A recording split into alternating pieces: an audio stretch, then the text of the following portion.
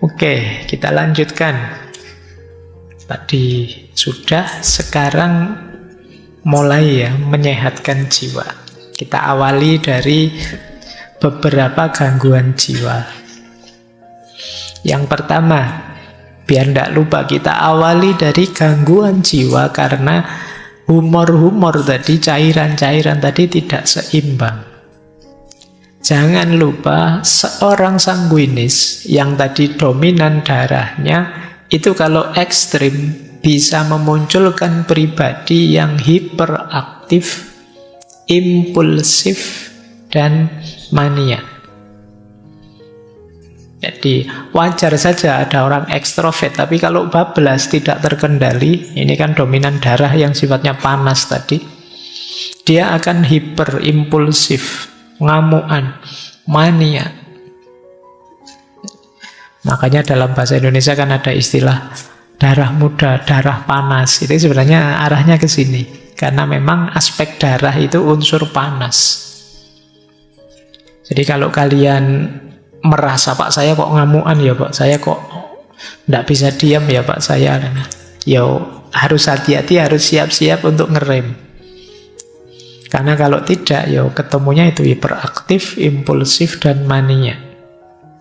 Sementara yang flegmatis tadi yang cenderung tenang, cenderung tidak mudah terpengaruh, dominasinya yang lendir tadi, yang paling bawah, balhom, itu dalam bentuk ekstrim akan melahirkan orang yang apatis, cuek, lamban. Jadi disuruh ngapa-ngapa nanti saja, besok saja. Itu kalau dalam bentuk ekstrimnya ya masalah, jadi orang apatis. Apatis itu sudah tidak percaya lagi apa-apa, sudah cuek total pokoknya. Nah ini kalau dominan terlalu besar aspek flegmatisnya. Kemudian kalau yang terlalu dominan kolerisnya, yang tadi leader tadi, seorang yang ingin dominan tadi, pada akhirnya dalam bentuk ekstrim yang mulai ada disorder, gangguan jiwa, itu biasanya muncul dalam bentuk agresif, antisosial, dan narsis. Jadi orang narsis itu kan ingin tampil terus, ingin dia disebut unggul terus, disebut baik terus. Ada ndak di sini yang tiap hari posting selfie-annya sedang ngapain, sedang apa, sampai temenmu bosen nge-like, bosen jempoli. Jadi kamu khawatir hilang, kamu ada FOMO-nya terus tiap hari tampil. Hati-hati jatuh pada narcissistic disorder. Justru kamu jadinya ndak menikmati hidup. Kamu hidup mengandalkan pengakuan orang, pujian orang. Ini juga masalah, makanya hati-hati. Oke. Apalagi ada ciri antisosial. Karena tadi orang koleris itu kekurangannya kan sering daya empatiknya rendah. Jadi dia pinginnya maju, pingin sukses. Lupa bahwa orang lain mungkin ada situasi-situasi khusus yang tidak sama dengan dirinya. Kemudian kalau yang melankolis, yang dominasi empedu hitam tadi, bentuk ekstrimnya adalah putus asa, cemas, pesimis, overthinking. Nah, dari gangguan-gangguan ini, semoga teman-teman tidak ada yang merasa ngalami. Kalau ada, ya berarti gangguan jiwa. Ini bentuknya agak ekstrim, tidak apa-apa teman-teman, sekali-sekali kalau memang merasa terganggu dengan ini, datang saja ke psikolog, psikiater. Tidak apa-apa, itu bukan aib, ya sama kayak sakit fisik kita nyari dokter, ya sakit mental juga kita cari ahlinya. Kalau memang sedang gelisah. Kalau sarannya Ibnu Sina apa? Kalau penyakit akibat ketidakseimbangan cairan ini, yang pertama perhatikan dietnya. Apa yang harus dimakan, apa yang jangan dimakan. Nanti ada makanan yang sifatnya panas, dingin, lembab, kering. Nah, itu untuk menyeimbangkan tadi yang dominan apa, berarti kurang apa. Ya nanti kapan-kapan kalau ada yang perlu nanti tak kasih apa sih yang kalau dominan sanguinis, flegmatis, koleris, melankolis itu apa yang harus dimakan, dietnya apa. Cuma kalau disampaikan di sini agak bertele-tele karena masih banyak materinya. Kemudian yang kedua, gaya hidup olahraga. Cukup istirahat, cukup. Nah, semoga teman-teman termasuk yang masih sadar olahraga dan sadar istirahat. Kalau olahraga mungkin masih banyak yang suka ya. Saya olahraga tiap hari Pak, kalau ada siaran langsung sepak bola mesti nonton. Itu namanya bukan olahraga, nonton olahraga. Biasanya yang males olahraga itu kalau ditanya, "Mbok kamu olahraga?" Ya sudah, di kampus itu lantai 4 tiap hari saya naik, saya turun, kan itu olahraganya. Mesti gitu kan. Itu alasannya orang males olahraga itu. Baik, ya kalian tetap harus ada olahraganya, ada istirahat. Istirahat juga penting. Semoga di sini tidak banyak yang suka melekan. Ya begadang itu boleh saja, tapi jangan sering-sering. Kalau bisa ya tidak pakai begadang lah, kalau tidak terpaksa. Ya kalau yang usia-usia kalian biasanya kan begadangnya kalau sekarang ngafe ya, ngopi, atau nonton siaran olahraga, nonton sepak bola gitu ya. Ya tidak apa-apa, cuma jangan sering-sering, nanti ada efeknya pasti. Gaya hidupmu yang tidak sehat mesti ada efeknya. Kemudian emosi. Kendalikan emosi, stres sekecil apapun bisa mempengaruhi keseimbangan cairan tadi dalam diri kita. Dan yang keempat tentu saja nanti ya kalau memang bermasalah ada obatnya, ada herbalnya, termasuk terapi-terapinya. Kalau memang sudah sakit. Baik, ini yang berhubungan dengan cairan tubuh atau humor. Sekarang kita lebih dalam lagi. Gangguan jiwa jenis kedua. Kalau tadi karena cairan, kalau ini karena masalah mental. Jadi masalah mental itu apa? Ada 3, cemas, depresi, stres. Kalian mungkin banyak yang, karena saya kapan itu baca berita, tingkat orang yang mengalami gejala kecemasan itu di Indonesia pesat sekali jumlahnya, peningkatannya. Kalian juga kan sering mencurhatkan overthinkingmu dan lain sebagainya. Itu gangguan kecemasan sebenarnya. Solusinya menarik, kata Ibnu Sina, kalau untuk masalah mental yang itu isinya cemas, depresi, stres, lakukan terapi mental juga. Terapi mental itu isinya 3, logika, ilmu, dan filsafat. Ini menarik ya, terapinya malah isinya belajar semua. Wong lagi stres kok disuruh belajar, itu gimana? Maksudnya apa? Yang pertama, logika itu membantu kita berpikir jernih dan rasional. Misalnya kita cemas, kadang-kadang kecemasan kita itu tidak beralasan. Cuma ya mengganggu kita tiap hari. Nah kalau pikiran kita jernih, kita bisa menegaskan, ngapain aku kok cemas, wong itu belum terjadi, masih besok, masih bisa ya, bisa tidak, kok aku sepanik itu sekarang. Ini pikiran yang bisa ngontrol kita seperti itu, logika. Jadi logika membantu kita berpikir jernih. Nah teman-teman boleh mulai latihan logika ya, latihan berpikir jernih dan rasional. Kemudian yang kedua, ilmu. Kenapa harus ilmu? Ilmu itu membantu kita memahami dunia.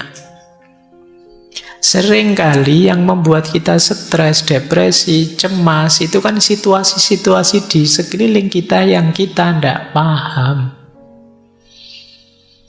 Kemarin waktu pandemi itu seluruh dunia belum terlalu paham tentang kerja dan mekanismenya virus COVID-19. Semuanya panik, banyak orang stres, banyak orang depresi. Tapi begitu diteliti kemudian tahu, oh ternyata virusnya ini, cirinya begini, kelemahannya ini. Ini kan ilmu. Begitu ngerti ilmunya kita tenang sudah. Banyak kecemasan-kecemasan kita karena kita belum tahu. Jangankan yang besar-besar, belum tahu yang kecil-kecil saja kan juga. Mungkin yang belum pernah ngaji ke sini misalnya membayangkan nanti ngaji di sana kayak gimana ya? Ada absennya ndak ya? Boleh ndak ya saya? Ini kan pikiranmu kan macam-macam. Tapi begitu ke sini sekarang kamu ngerti ilmunya.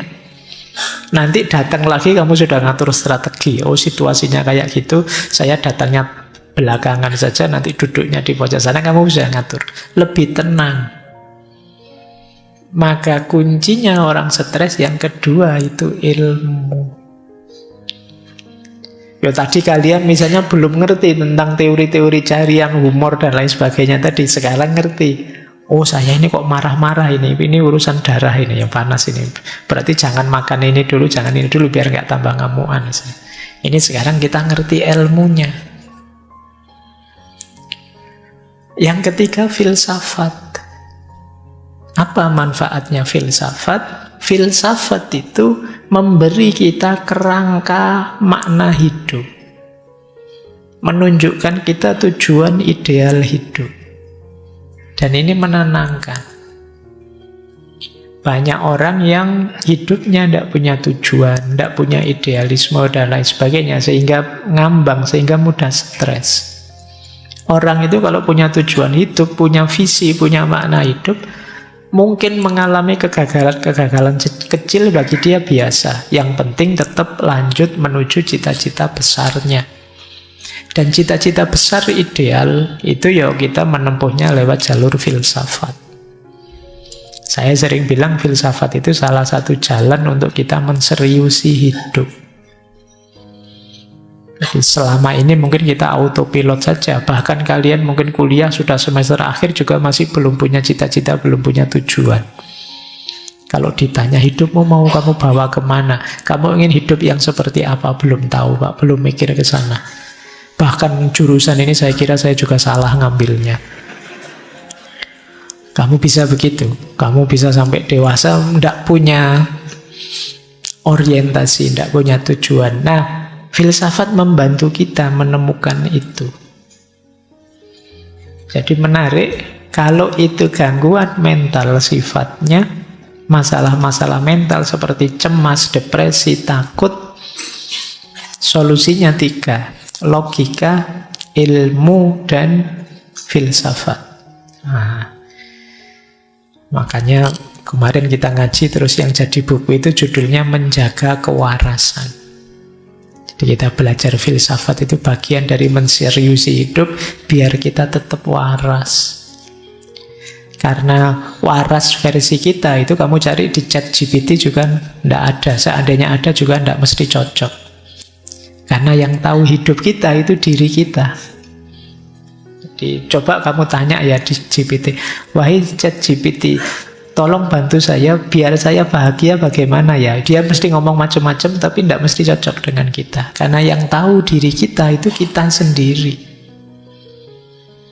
Nah, di sini gunanya kita logika. Di situ gunanya kita belajar sendiri biar dapat ilmu, belajar cara berpikir filosofis biar bisa merangkai makna untuk hidup kita. Baik, ini gangguan jiwa jenis kedua. Nanti ada gangguan jiwa jenis ketiga. Kalau jenis ketiga ini masalah emosional, sedih atau marah atau takut, ini masalah emosi. Batin yang lelah, ini masalah emosi.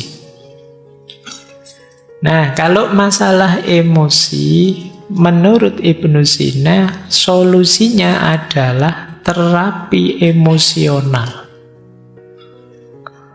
terapi emosi. Kalau tadi logika, ilmu, filsafat, kalau ini musik, puisi, dan seni. Nah, ini menarik ya. Jangan salah, Ibnu Sina juga ahli musik. Beliau bisa memainkan banyak alat musik, juga bisa menyanyi. Nah, baik. Musik, kata Ibnu Sina, bisa membantu kita untuk meredakan ketegangan, menemukan kedamaian, juga mengekspresikan emosi. Kalau kalian sedang sedih, marah, atau sedang sangat jengkel, itu kan kadang-kadang coba cari alat musik apa, terus kamu main sak kapoke, lampiaskan almu, bisa. Tidak bisa Pak saya main Pak, yus dimain ke sak senengmu aja kan sudah bisa untuk pelampiasan. Ada gitar nganggur, kamu genjreng sak kapoke, sak pedote, senare gitu ya wis puas aku misalnya. Nah ini yang disebut terapi emosional. Nyanyi, karaoke sak keras-kerasnya nyanyilah, itu bisa meredakan ketegangan dalam batin. Jadi musik bahkan bisa mendamaikan, tenang gitu. Kadang kalian dengerin musik apa itu rasanya sudah lupa dengan masalah-masalah yang tadi menegangkan kita. Jadi musik penting untuk membantu kita tenang. Dia bisa jadi katarsis. Lanjut. Terus puisi dan seni. Puisi bisa membuat kita lebih luas. Dulu mungkin teman-teman masih ingat ya, kalau tidak salah tokohnya Hasrat Inayat Khan. Kata beliau, kalau kata-kata sudah tidak berdaya, maka puisi bisa membantu. Kalau puisi juga masih tidak ngangkat, musik bisa mewakili kita. Musik ya bukan lagunya, bukan syairnya. Kalau syairnya kan cenderung ke puisi, tapi musik itu kan tidak ada kata-katanya, dan kepala kita akan menerjemahkan sesuai kondisi kita masing-masing. Ya nanti kalau digabung dengan pandangan sufi yang lain, pada puncaknya sebenarnya katarsis paling hebat adalah kediaman kita. Jadi keheningan itu bisa, tapi yang paling tidak kan coba kalau teman-teman sedang sangat marah, sedang sangat sedih, dan belum bisa mengatasi sendiri. Misalnya tadi pikiran yang kita minta untuk mengendalikan sudah tidak berdaya karena saking sedihnya kita. Seni dan musik, juga puisi bisa membantu. Setiap kita pasti bisa nulis puisi. Tidak ada puisi yang jelek. Jadi kalau ada orang bilang, ini puisinya jelek, loh justru yang jelek itu lebih puitis. Makanya kalian pede saja, tulis saja, lampiaskan apa yang ada di pikiranmu, suka-suka kamu sudah. Nah, ini kan sebutannya makanya puisi. Ya kalau nulis beneran kan kamu rapi, ada subjek, predikat, objeknya, kalimat itu. Tapi begitu puisi, sudahlah nulis saja. Tidak usah ditanyakan, ini maksudnya apa, itu maksudnya apa. Suka-suka kamu saja. Ya, karena memang tujuannya untuk katarsis.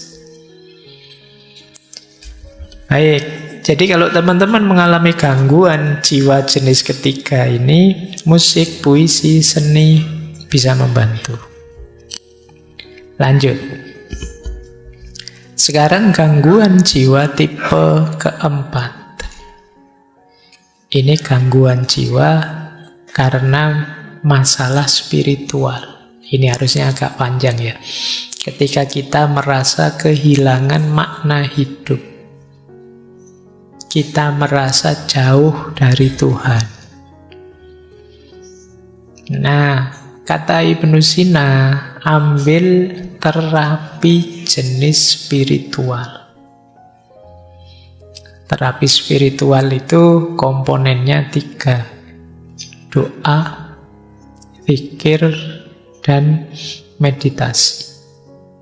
Menenangkan diri, uzlah.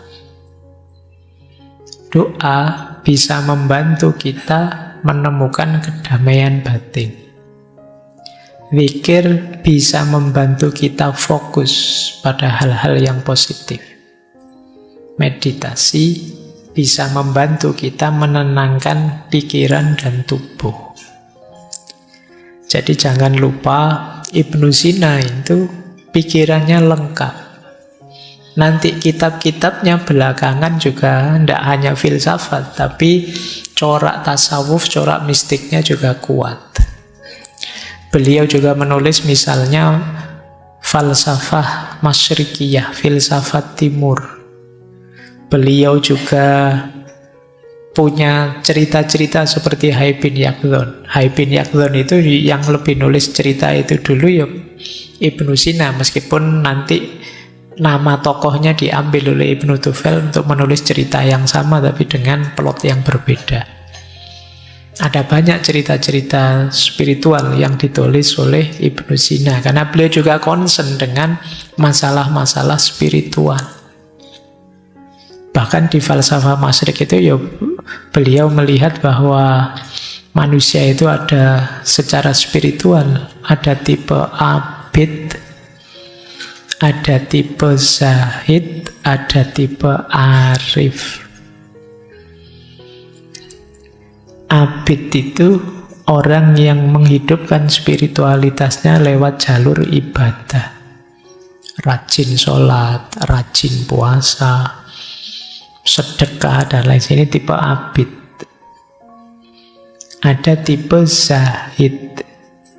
Tipe zahid itu seperti para sufi yang melakukan uzlah, takholak bi ahlakillah, dan lain sebagainya. Ini tipe zahid, menjauh dari godaan dunia, keramaian dunia, memantapkan diri hanya menuju Allah saja.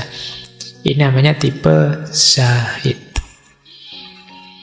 Kemudian yang terakhir tipe arif.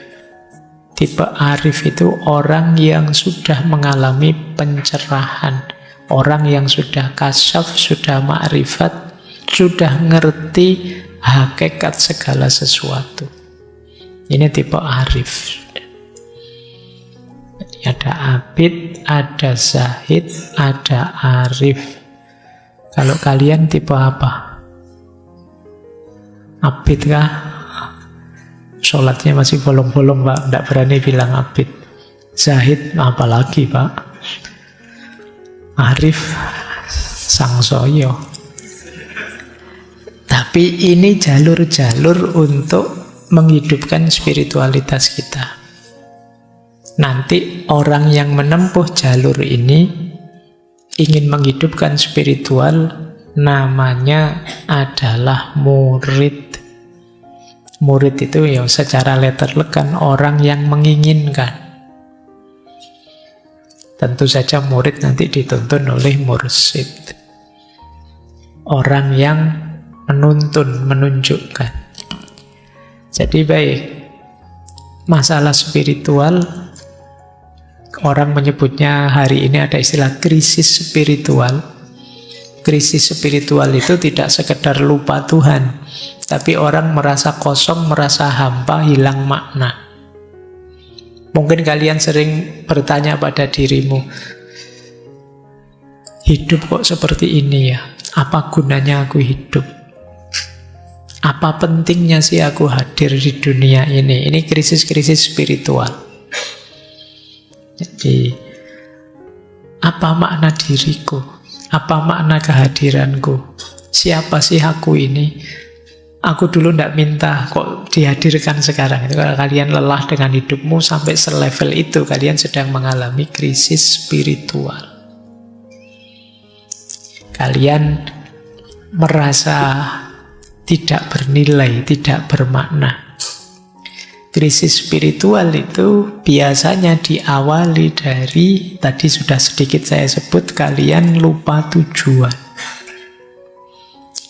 Kalian tidak tahu hidupmu itu mau kemana. Dan dulu asalnya dari mana. Ini kalau orang Jawa konsep ini disebut sangkan waraning dumadi. Kalian lupa aspek ini sehingga kalian kelelahan sendiri. Kalian lupa bahwa hidup ini dulu asalnya dari mana dan besok mau menuju kemana. Kalian anggap hidupmu itu ya seputar aktivitasmu sehari-hari itu saja. Yang mahasiswa menganggap hidup itu ya seputar kuliah, kos-kosan, pacaran, mungkin seputar itu saja. Padahal tidak sekedar itu, kalian dihadirkan oleh Allah untuk hidup. Nah, kalau ada yang mengalami begini, batinmu sedang sangat lelah, berarti kalian sedang mengalami krisis spiritual. Hal yang sama sering disebutkan berhubungan dengan peradaban barat yang terlalu positivistik. Kalau teman-teman baca tulisannya Saidussin Nasr, itu barat itu maju luar biasa, tapi dia melupakan satu unsur yang sebenarnya esensial, fitri dalam diri manusia, yaitu aspek spiritual. Sehingga kemudian belakangan kan banyak orang barat yang kemudian geser ke ranah spiritualitas. Baik ya, kalian coba ya mulai introspeksi. Ya, hidup kita ini lengkap sih, ada fisik jasadnya, tadi ada emosinya, ada mentalnya, ada jiwanya, dan ada unsur spiritualitasnya. Semuanya harus waras. Kalau ada yang tidak waras, ya hidupmu akan tidak seimbang, timpang. Jadi keywordnya konsep kesehatan mentalnya Ibnu Sina adalah keseimbangan. Makanya tadi cairan-cairan tadi tidak ada kok, harus cairan ini saja, tidak ada. Ya semuanya penting tapi jangan berlebihan. Jangan ada yang terlalu dominan, nanti akan menyusahkanmu. Baik, nah solusi apa kalau kalian mengalami krisis spiritual? Ya terapi spiritual. Yang pertama doa. Doa itu tidak sekedar minta pada Tuhan, tapi juga kesadaran kita bahwa kita itu lemah. Ada banyak hal yang kita tidak mampu, maka kita perlu intervensi, perlu Tuhan membantu kita. Jadi, dan bukan masalah dikabulkan atau tidak dikabulkan kalau dalam konteks ini, tapi kesadaran kita bahwa Tuhan selalu ada, selalu hadir, dekat dengan kita, itu sudah membuat kita nyaman. Yang kesadaran ketuhanan, kesadaran ilahiyah inilah yang selama ini sering lepas dari keseharian kita. Sekali-sekali kalau teman-teman bisa ya, coba dicek dalam sehari kira-kira berapa menit atau berapa puluh menit, syukur-syukur ada ndak 1 jam teman-teman melakukan aktivitas dengan sadar bahwa Allah sedang mengawasiku, Allah selalu dekat dengan aku. Pernah ndak begitu? Mungkin sedang kuliah sih dengan dosen, saya kuliah kayak gini, ya Allah mengawasi loh ya saya. Nah itu pernah, kesadaran ini kira-kira berapa persen muncul dalam hidup kita? Wong kadang-kadang sholat saja tidak ada kesadaran itu kan juga. Padahal sholat itu momen ketika kita berhadapan-hadapan dengan Allah, tapi kesadaran itu juga tidak muncul. Kayak kita ngobrol dengan orang, tapi kita tidak peduli yang kita ajak ngobrol siapa. Ya untungnya Allah itu sangat sayang dengan kita. Baik, oke ya, ini krisis spiritual. Selain doa juga ada zikir. Zikir itu ya makna letterleknya ingatan dan sebutan. Jadi pikiran kita senantiasa dalam kesadaran Tuhan, dan mulut kita senantiasa menyebut namanya, terus itu disebut zikir. Meditasi ya aktivitas menenangkan diri. Kalau dalam Islam ada istilah iktikaf, berhenti sejenak, ada istilah muhasabah, ada istilah tafakur, itu setara dengan itu. Menghidupkan mindfulness dulu pernah kita bahas. Jadi ini krisis spiritual. Krisis spiritual ini gejalanya paling samar. Kalau krisis sebelumnya, teman-teman stres, teman-teman depresi, teman-teman marah, itu kan kelihatan. Tapi begitu krisis spiritual, tidak kelihatan. Hanya kita yang tahu, karena berhubungan dengan dimensi batin kita yang agak dalam. Mungkin kelihatan orangnya sabar, tidak stres, nyaman, bisa menikmati hidup, tapi sebenarnya dia merasa hampa. Merasa dirinya kosong. Nah, itu bisa saja begitu. Makanya ini teman-teman harus lebih dalam melihat dirinya untuk melihat kalau ada masalah-masalah spiritual. Baik, ambil nafas dulu sebentar. Kalian sudah 1,5 jam ini dapat materi kesehatan mental. Masih ada 30 menit, kita masuk ke beberapa quote yang menurut saya menarik dari Ibnu Sina. Yang pertama, ini quote-nya bahasa Arab ya, tidak apa-apa, anggap saja ngaji kitab kuning. Ini menarik, kata beliau. Musakinatul auja'i al-masyu at-tawilu wal insighalu bima yufrihul insan.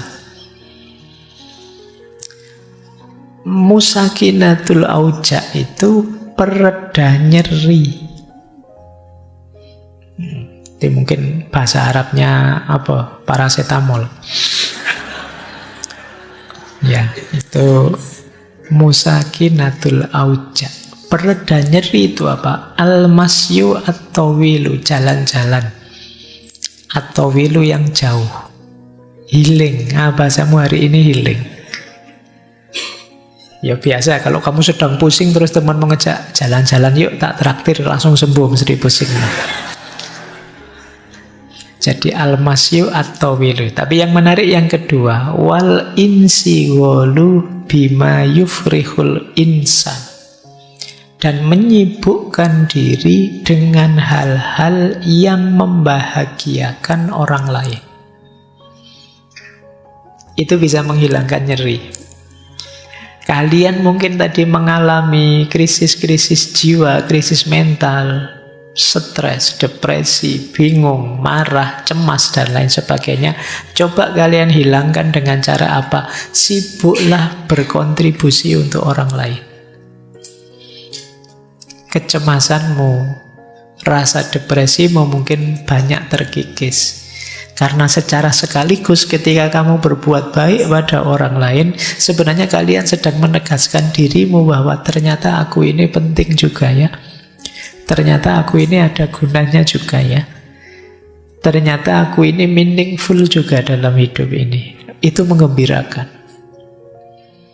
Jadi kalau kita berbuat baik pada orang lain, itu sebenarnya kita sedang berbuat baik pada diri kita sendiri. Kan itu ada hadisnya yang begitu. Dan ini memang makna langsungnya begitu. Begitu kita mampu berbagi kebaikan pada orang lain, muncul kalau bahasa psikologi namanya self-esteem. Kebanggaan diri. Alhamdulillah meskipun kecil, aku bisa bantu orang lain. Meskipun sepele, hidupku ternyata bermakna juga. Nah, itu yang disebut al-insighal bima yufrihun nas. Ya, kalau yang pertama al-masyu at-tawil itu memang untuk meringankan hati, maksudnya keluar-keluar sana loh, jangan stuck di situ terus. Kalau kamu di kamar terus murung, terus mengurung diri, ya tidak longgar hidupmu. Biar tidak sumpek lagi, tidak stres. Coba lihat keluar-keluar. Ya ke sekitar-sekitar lah. Bapak saya tidak punya uang, Pak. Keluarnya paling ke kos sebelah. Tidak apa-apa. Mungkin di kos sebelah kamu akan ketemu temanmu yang lebih susah daripada kamu. Itu kan kamu terus bersyukur. Alhamdulillah. Nasibku jelek tapi ternyata ada yang lebih jelek. Itu gunanya kamu healing-healing, jalan-jalan keluar. Nah, ini menarik ya satu kalimat ini, musakinatul auja. Lanjut, quote kedua. Nah, Ini wanti-wanti dari beliau. Ini yang kadang-kadang kita berat menjalankannya. Ihdharul batnah. Jagalah benar-benar perutmu. Fa inna aksaror ilali innama tatawalladu min fudulit to'ami. Sesungguhnya sebagian besar penyakit itu muncul dari berlebihan makan. Ini nanti hubungannya dengan diet ya. Makanlah yang tepat sesuai kebutuhanmu. Tidak hanya yang bergizi, tapi termasuk tadi ya, yang sesuai kondisi mentalmu. Mungkin kamu perlu memperkuat unsur apa, melemahkan unsur apa. Karena kuncinya ada di makanan. Maka peringatannya Ibnu Sina, ihdharul batnah. Khawatirlah dengan perutmu. Jadi jaga. Karena perut kita itu sifatnya sangat toleran, terbuka. Apa saja kita masukkan, dia terima. Kalau mulut kan enggak. Mulut itu pahit kita muntahkan, enggak enak kita lepeh. Tapi kalau perut kita isi apa saja dia oke. Makanya kita harus menjaganya dari luar. Karena di dalam dia welcome saja sih kita kasih apa. Sarapan gorengan oke. Nanti makan siang gorengan lagi oke. Malam-malam gorengan lagi oke. Seminggu 7 hari Indomie terus oke, enggak apa-apa. Dia nerima saja. Padahal kunci kesehatanmu ada di situ. Ada yang bilang perut itu otak kedua, kepala kedua kita. Jadi sebagian besar penyakit jalurnya di situ. Maka perhatikan apa yang kita masukkan ke dalam perut kita. Baik, ini quote kedua. Kita lanjutkan, ngaji lagi. Al-musta'iddu lisyai' takfihi ad'afu asbabihi. Orang yang siap, boleh juga diterjemahkan orang yang sedia, orang yang mau terhadap sesuatu, itu takfihi, cukup baginya ad'afu asbabihi. Sebab yang paling lemah, paling ringan, tidak masalah. Misalnya begini loh. Kalian misalnya tadi disuruh olahraga, disuruh mengatur makan yang tertib, disuruh apa saja macam-macam tadi yang disuruh ya. Itu kalau memang teman-teman mau, tidak perlu alasan banyak. Tidak perlu bikin argumen ini itu, jalan sudah. Tapi kalau dasarnya memang ogah-ogahan, tidak mau, diberi alasan berapapun tidak cukup. Dasarnya memang tidak mau. Disuruh olahraga misalnya, wah alasanmu banyak. Pak, yang rajin olahraga tiba-tiba meninggal juga banyak. Yang rajin olahraga tapi terus sakit-sakitan juga ada. Kamu akan cari 1001 alasan karena aslinya kamu tidak mau memang. Jadi ini mungkin untuk pelajaran kita ya, kalau kamu ngajak-ngajak temanmu apa, entah itu untuk kebaikan apa, acara apa, kok dia nyari 1001 alasan untuk tidak ikut dan tidak mau, jangan kamu paksa, itu memang dia tidak mau. Gitu. Yuk, ikut yuk jadi panitia ini, ikut ngurusi ini yuk. Wah, saya besok ada jadwal kuliah. Enggak kok, tadi dosennya bilang besok kosong kok. Oh iya ya, saya lupa, besok saya mau ada acara apa gitu. Itu sebenarnya yuk kamu pahamlah dia enggak mau. Kalau dia mau, al-musta'id lisyai', kalau dia memang siap dan mau, enggak perlu alasan berat, enggak perlu alasan banyak-banyak. Ad'afu asbabihi cukup. Alasan paling sederhana, mungkin juga sepele pun cukup. Ini sebenarnya sindiran ya. Mungkin sebagian besar yang saya sampaikan tadi kalian setuju, tapi kenapa kok tidak jalan? Karena kalian tidak mau dan tidak menyiapkan diri. Makanya terus mencari dalih saja, mencari alasan saja. Oke, itu sindiran ya buat kita. Lanjut. Nah, ini agak filosofis. Ufaddilul hayat al-qasirah wal wasi'ah alal hayatid doyikoh wat tawilah. Kata Ibnu Sina, aku lebih memilih hidup yang pendek tapi luas daripada hidup yang sempit meskipun panjang. Bisa dipahami ya. Ini mungkin sederhananya, aku tidak minta umur yang terlalu panjang, pendek juga tidak apa-apa, tapi luas. Luas ini maknanya bisa macam-macam.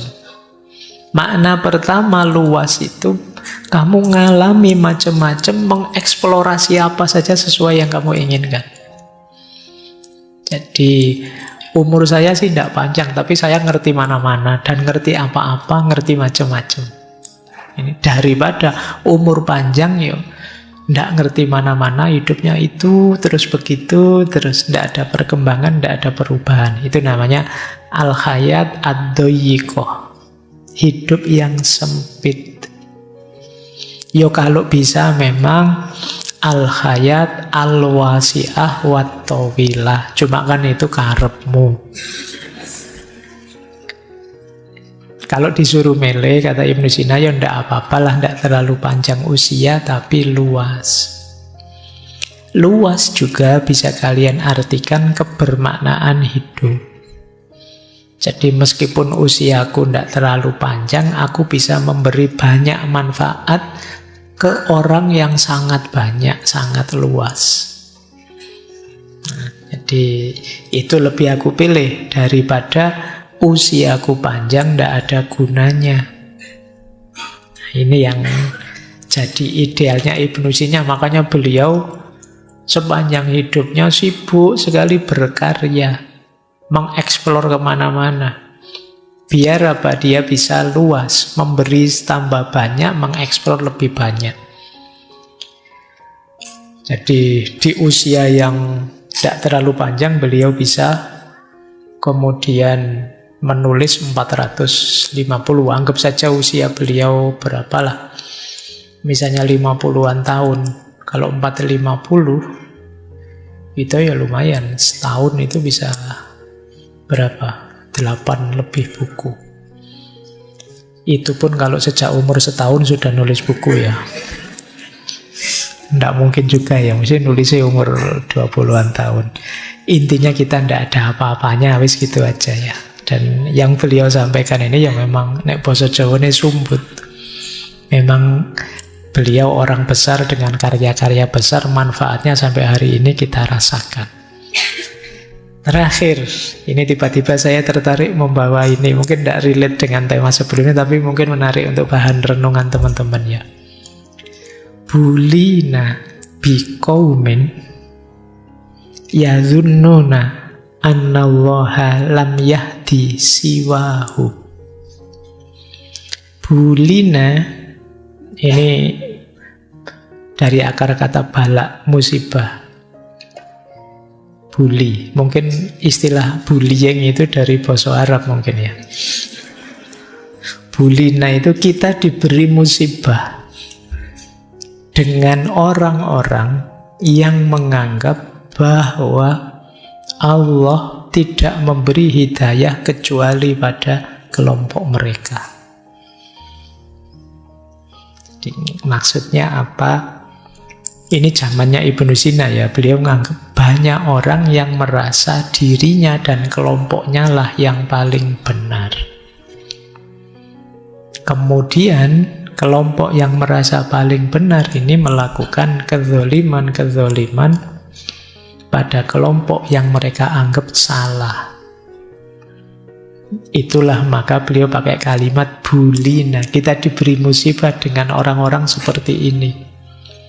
Orang-orang ini kalau salah diingatkan ngeyel. Karena dia merasa yang paling benar. Pokoknya yang benar pasti aku, yang salah pasti mereka. mental semacam ini memang berat dalam konteks hidup bersama. Makanya beliau menganggapnya ini semacam musibah. Kita diberi musibah dengan adanya kaum yang anggap bahwa Allah itu hanya memberi hidayah mereka saja. Padahal Allah itu yang Rahman Rahim, pasti akan memberi petunjuk, memberi hidayah siapa saja. Tapi mereka menganggap yang diberi hidayah oleh Allah itu hanya mereka saja. Nah, cuma ini zamannya Ibnu Sina ya. Zaman sekarang mungkin tidak ada. Tidak ada bedanya. Baik. Ya ini tiba-tiba saya lihat quote ini kok menarik, saya bawa untuk bahan renungannya teman-teman. Tidak untuk nembak orang lain ya, untuk introspeksi kita. Jangan-jangan kita orang itu, jangan-jangan musibah itu kita. Betapa ruginya kalau kita hidup sekali ternyata jadi musibah bagi orang lain. Dengan karakter ngeyel kita, merasa benar sendiri kita. Baik, saya kira itu ya untuk malam hari ini. Saya tidak berani memanjang-manjangkan lagi, khawatir teman-teman kena gangguan jiwa nanti. Semoga pulang dari sini tetap sehat ya, lahir dan batin. Baik, nanti minggu depan kita lanjutkan. Cuma minggu depan ini agak unik. Mungkin konsepnya tidak sesantun konsep-konsep sebelumnya karena kita akan belajar dari Michel Foucault. Ini pikirannya agak kontroversial tentang sehat dan tenang dan normal. Ya, untuk wawasan kita saja, semoga ada yang manfaat. Dan nanti di minggu terakhir kita akhiri dengan konsep yang baru hype, namanya slow living.